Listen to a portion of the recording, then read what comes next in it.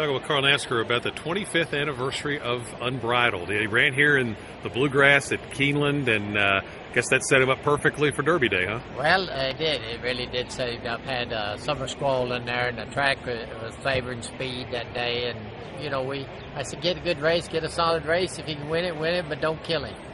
What do you remember about the lead up to that Derby and that day? What do you mean, lead up to Derby Day? Yeah, just how he prepared, how he trained. Oh, he trained super, and first work he was really good. The second work he was fantastic, and that pretty well keyed us. And we said, hey, if we get our trip, we'll be part of it anyway. Ever think about how quickly your call to Mrs. Ginter would have gone around the world these days? Oh my gosh, but see, it'll never happen again because I didn't know where the camera was. Nowadays, everybody knows that they're being filmed. That day, we had not any idea we was being filmed.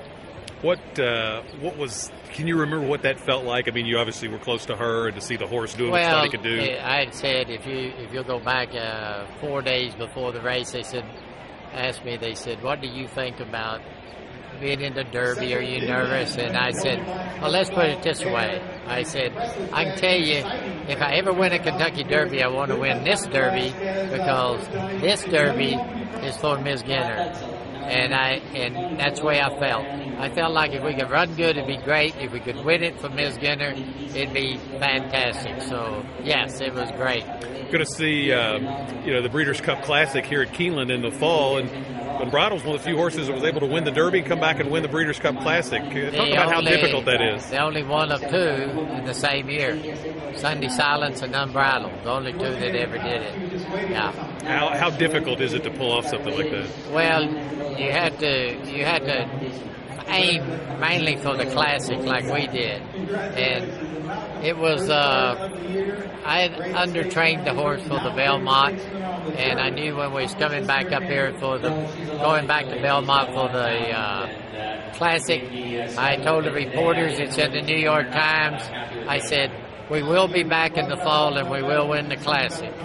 And then he drawed number 14. And the reporter said, if you're 7-hole out, he said, no way, you're out of the race. Well, Pat and I didn't feel that way because he was going to drop back anyway and just come, and he did. And there was a lot of pace in the race, and he just ran a great race. He was going off on his own and winning, and that was great. I've heard some people say that this year's Derby field, so many strong contenders, is maybe the strongest group of contenders since the year Street Sense won it, when you had Curlin. I would agree. Since the year Street Sense, Curlin, and Hard Spun, if Street Sense would have ended up third in the Classic, that would have been the only time in history that the horses ran 1, 2, 3 in the Derby, ran 1, 2, 3 in the Preakness, and then ran 1, 2, 3 in the Classic same year. Pretty impressive group. Yeah. Is there anyone, as you watch these horses, these 3-year-olds, any one of them stands out to you? Well, I just said something here the other day, and everybody probably killed me for it, but I just called it the Baffert Derby. That horse in California is unbelievable, and of course, American Pharaoh. What more can you ask? Can you separate them? Is it just watching them? No, you can't separate. I just like talking back to Cassius Clay beat Muhammad Ali out could beat Rocky Marciano.